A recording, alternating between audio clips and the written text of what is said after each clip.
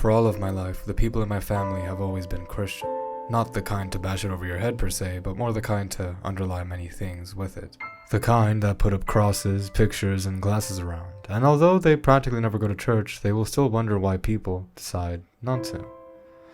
To them, there are no other religions, for God is all there is. God is the only one you need to love, yet strangely, it seems God does not love them very much at all. It is said God has tests for us all, tests that, if passed, shall be the tickets into his domain. Though I can't help but notice an issue with these tests. These tests seem to go on for so long that people forget they were being tested in the first place. How much truth could there really be in the results of an exam forgotten by the examined? My grandma prays every night before bed, a ritual of sorts. She murmurs the words, whispers them beneath her breath, and sometimes I'll catch them if I'm walking by. It's always the same one. Por favor, Dios bendiga esta familia mía, que se queden en buen salud y que el día de mañana sea mejor. Amen. If I had to guess what she desired, it would be for her test to end, because sometimes on really bad days she says the prayer more seriously than usual, an extra please at the end, and sometimes even a tear. Her face more wrinkled than usual, her lips sometimes quivering, her body more hunched over. The type of body language that says, "When will I have endured enough?" Strangely, despite how consistently she prays, the next days never do seem to get any better. For me personally, if I ever had the chance to speak with God, I think I would only really want from him the answer to a question. あなたは誰?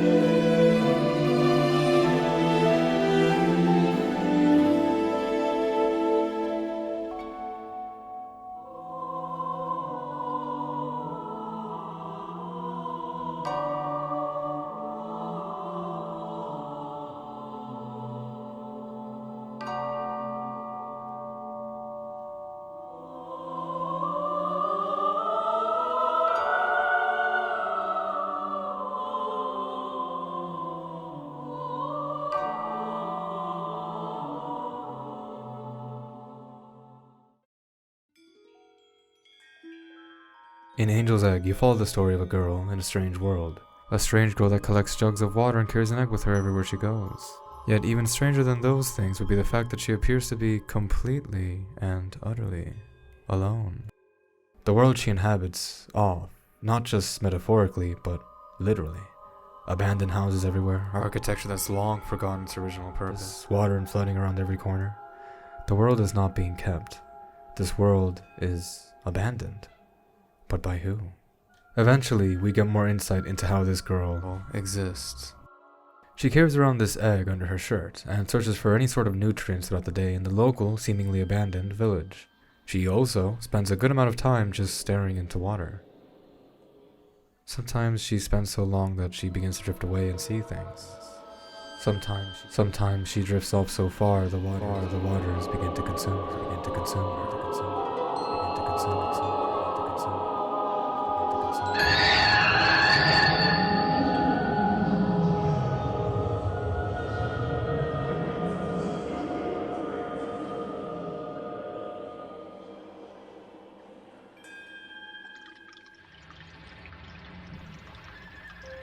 After some time, a man holding a cross appears, riding it on a strange biological tank. They speak no words to each other. Can he be trusted?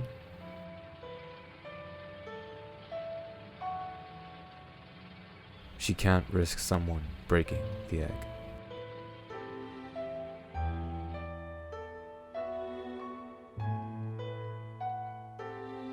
Then, just as abruptly as he appears, he vanishes. Something is not right in this town. The inky black shadows around every corner, stonefish statues and pale green lights adorning its streets, and in the center of it all, a fountain. After getting another bottle, the girl decides to fill it up at the fountain. At least until she notices the statues of men holding fishing spears. Something about them deeply terrifies her, so she runs off. After running as far away from those things as possible, she decides to take a break, leaving the egg behind. and that's when he appears again. Holding the egg, he hands it back to her, saying, 大切なものはお腹の中に入れておかなければなくしてしまうよ。 He also tells her the only way to know what's inside the egg is to break it. The man is questioning her faith. These two continue together for the rest of the day, the man always right behind her, keeping her company. He doesn't appear to be malicious, but he doesn't appear to be friendly either. He simply just trails behind her with the same blank expression. Who is he? What does he want? What does he want? Who is he to stop chasing? What does he want? Does he want to know? What does he want to stop chasing? What does he want to do?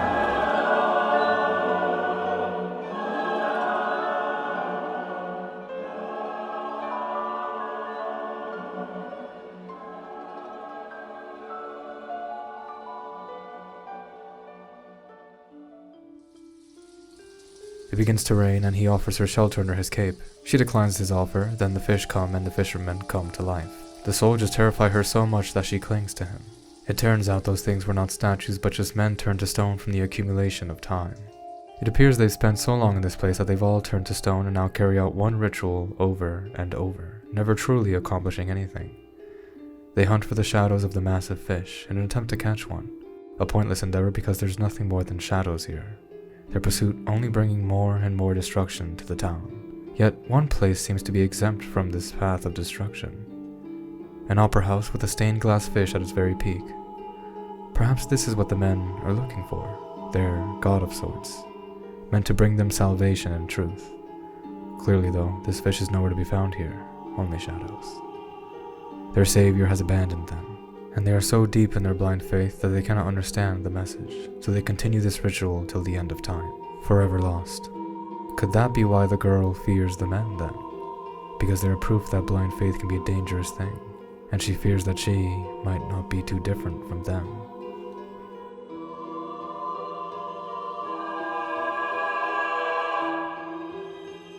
An interesting thought.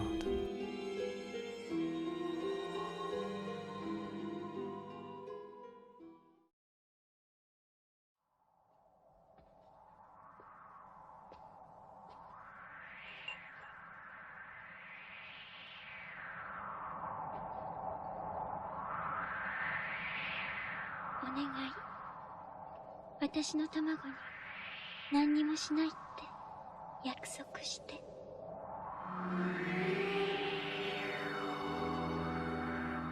The man continues to accompany the girl. She no longer seems to mind him doing so.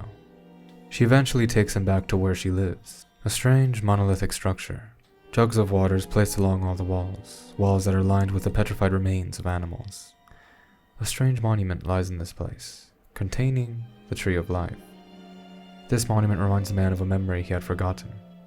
He recalls seeing that tree growing skywards as if to reach out to grasp at something, that something being a giant bird laying dormant within an egg.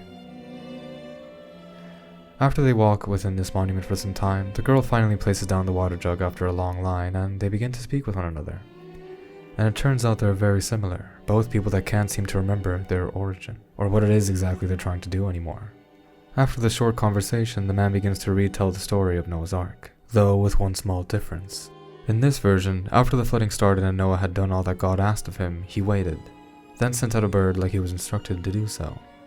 Yet the bird never returned, and the flooding never stopped. Days, months, years. Eventually so much time had passed that all who were on the ark forgot about the bird, forgot about the world beneath them, forgot about the fact that they were even on an ark to begin with. Eventually so much time had passed that everything had just turned to stone, and there was nothing left to base one's own existence off of anymore. Eventually, so much time had passed that the man couldn't even tell if he was real anymore, or just a memory of something that was no longer around. Perhaps the girl, the man, and the fish are all just the echoes of something that was once there then. Maybe there never was a bird to begin with. いるよ。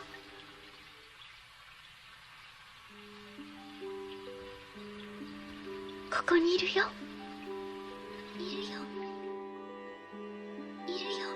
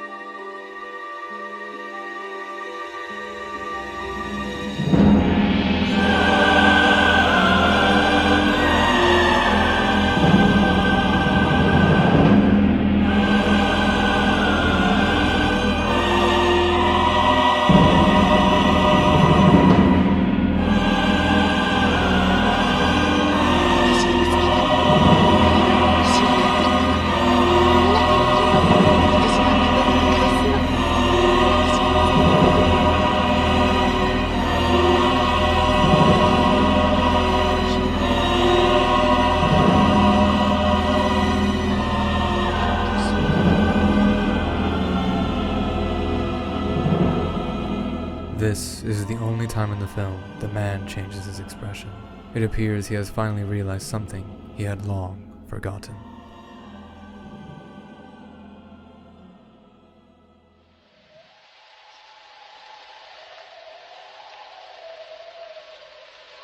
As they prepare to sleep, the girl tells the man of what she hears inside the egg. The man tells her the truth of what she is hearing, but it doesn't seem to affect her at all. No matter how much he tests her, her faith in the egg is completely unbreakable. As she begins to drift off to sleep, the man picks her up and carries her to bed with the egg. Before she finally rests, though, she asks him one last question, and for the first time, he responds to her. あなたは誰? 君は誰だい?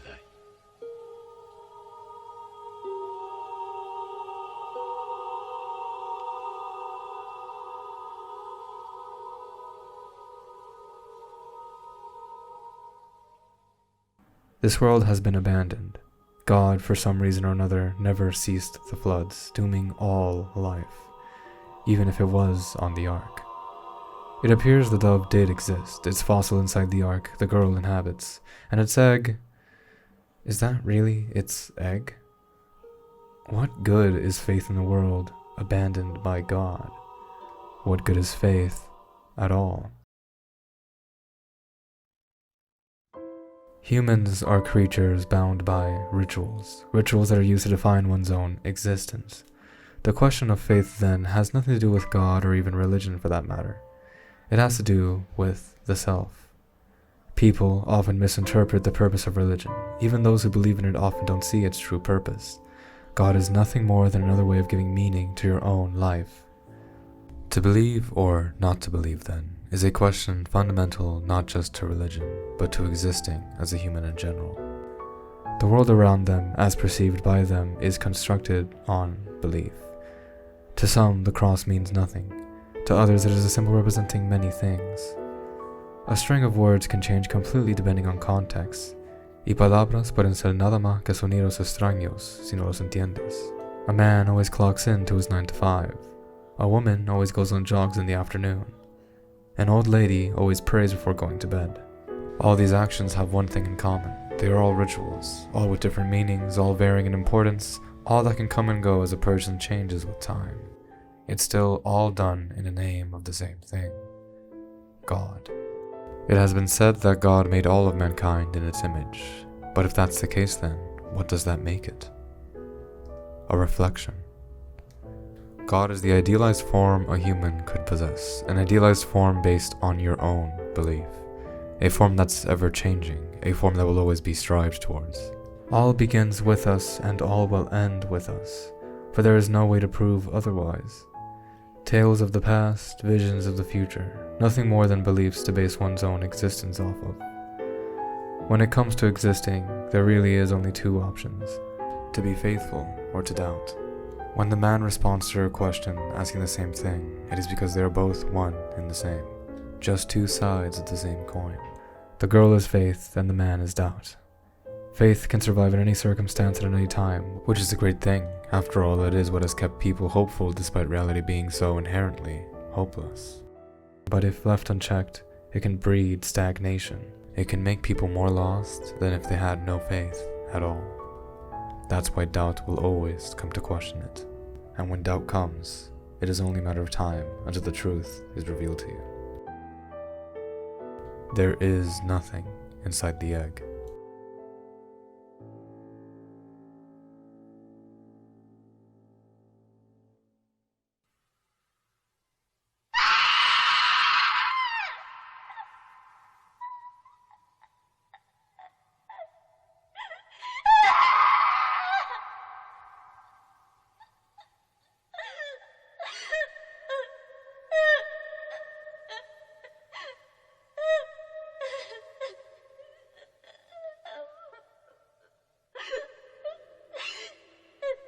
What then? What is a person to do after their faith has been shattered, their will crushed? Doubt leaves no answers. In fact, all it does is leave behind numerous questions with even more numerous answers.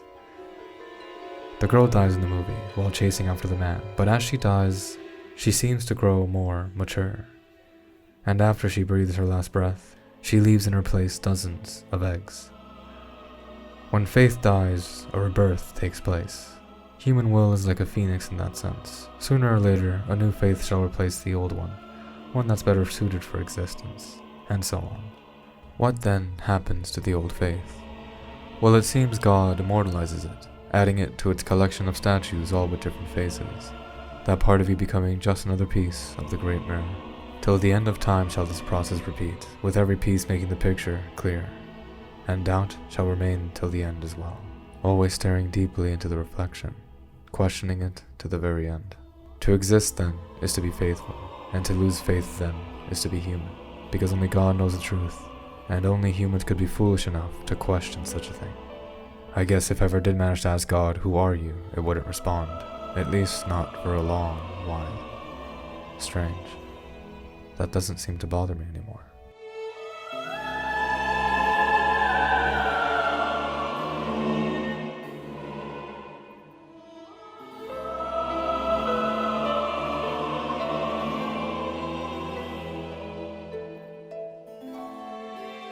On occasion, I've also seen my grandma really happy. When this happens, I notice during her prayers her expression is more lit up, her hands comfortably composed, her lips fixated in a satisfied grin.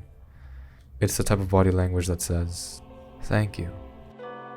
I get the feeling she'll never lose her faith. God must seem really clear to her then. Just one of the benefits that comes with age, I suppose. I'm happy for her.